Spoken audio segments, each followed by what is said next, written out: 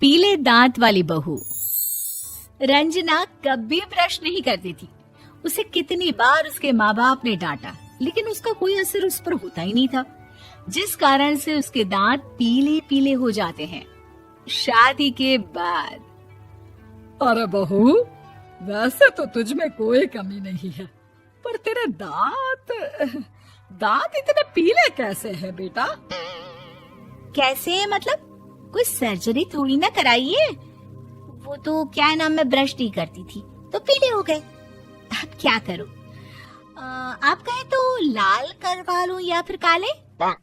यार ये क्या है, क्यों माँ से लड़ रही हो? लड़ रही हूँ? अरे मैं लड़ रही हूँ या ये बोल रही है कि दांत पीले हैं, पीले। अरे तपस्या थोड़ी ना की है इन्हें पीले करने के लिए। बकायदा ब्रश नहीं किया है 20 साल तक, तब जाकर। छी, कैसी बात कर रही हो? ये उस वक्त तो पीले नहीं थे जब हम लोग तुम्हें देखने आए थे। अरे तब साफ करवा लिया होगा डेंटिस्ट के पास जाकर। अब देखो कैसे पीले पीले लग रहे हैं। रंजना सास की तरफ गुस्से से देखती है। फिर शुरू हो गई पीले पीले पीले। अरे पीले तो तब भी थे जब मेरे हाथ का रसगुल्ला उड़ा उड़ा कर खा रही थी और बोल रही थी, लड़की नहीं गुणों का खजाना दे रहे भाई साहब आप। खैर, अब वो लोग करते भी तो क्या करते, पीले दांत वाली बहू पल्ले पड़ी थी तो झेलना तो था ही। एक दिन कीर्तन में रंजना गाना गा रही थी। अरे कमला बहन, माँ का द्वार है, यहाँ तो सब शुद्ध होकर आते हैं, फिर अपनी बहू को ब्रश भी नहीं करवाती तुम। दूर से पीले पीले दांत भक्ति में बाधा उत्पन्न कर रहे हैं। अरे कोई 2 साल के बच्ची थोड़ी ना लेकर आई हूँ मैं बहू बनाकर। अच्छी खासी लड़की है, अरे कैसे करवाऊं ब्रश? ये तो उसे खुद करना चाहिए ना। अब माँ बाप तो इसके जैसे तैसे निपटा दिए, ये नहीं सोचा कि सास कैसे संभालेगी। सास बहू को लेकर घर आ जाती है, लेकिन सोच लेती है कि अब इसे लेकर कहीं नहीं जाएगी। अगले रोज बहू कहती है, अरे क्या हो गया, मंदिर नहीं जाना क्या?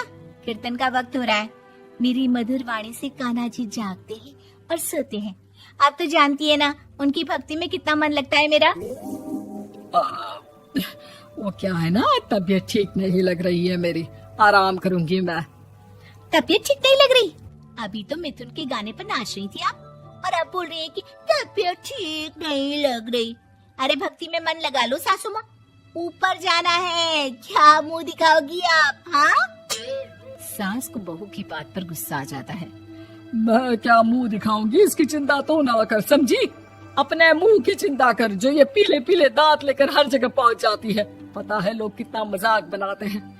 ना जी ना, मैं नहीं जाना कहीं तेरे साथ।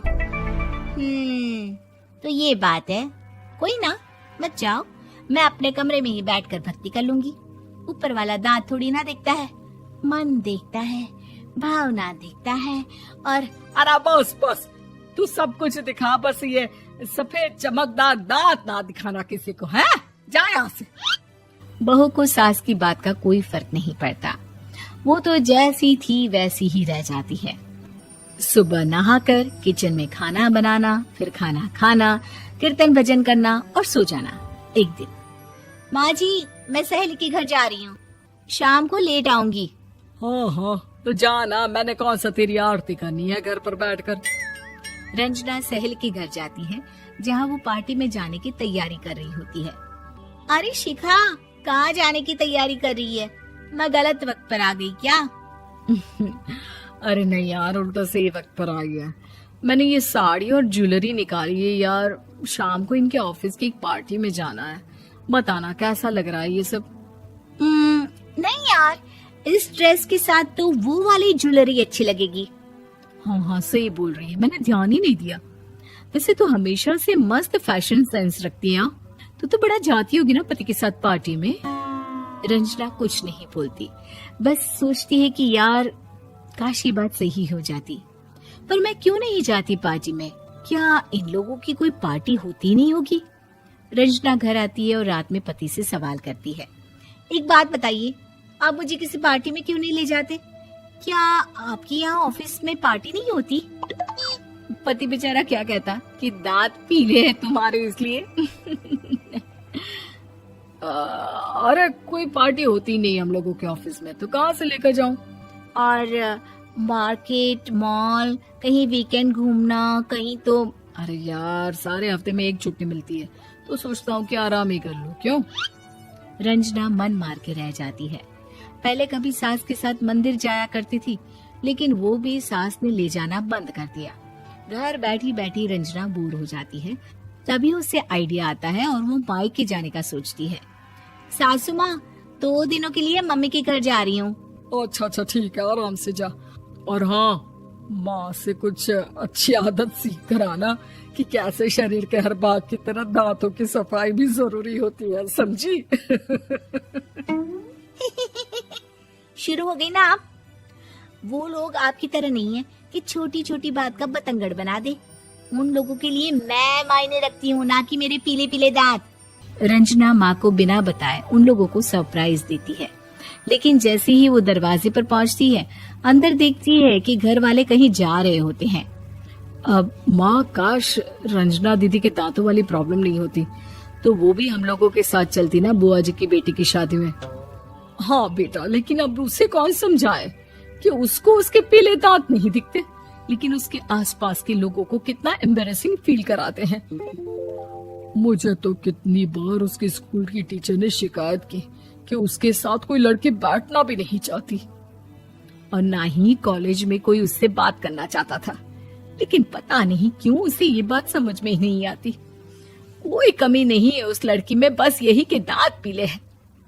वो तो भला हो जीजा जी और उनकी माँ का, जो दीदी को जैसी है वैसे ही रखा हुआ है।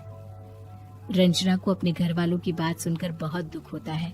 वो सोचती है कि वो क्या करे, लेकिन फिर वो सीधा डेंटिस्ट के पास जाती है, अपने दांत चमकाती है और कसम खाती है कि वो रोज ब्रश करेगी। अरे क्या हो गया? तुम तो 2 दिनों के लिए गई थी ना, पर कोई ना, अच्छा है, चलो आ गई तो। रंजना सास के सामने आकर खड़ी हो जाती है और पूरी स्माइल करती है, उसके चमकदार दांतों को दिखाती हुई। हैं? चले मंदिर। माँ, मुझे माफ कर दीजिए, मैंने आप लोगों को बहुत एम्बैरेसिंग फील करवाया। मैं आज से रोज ब्रश करूंगी।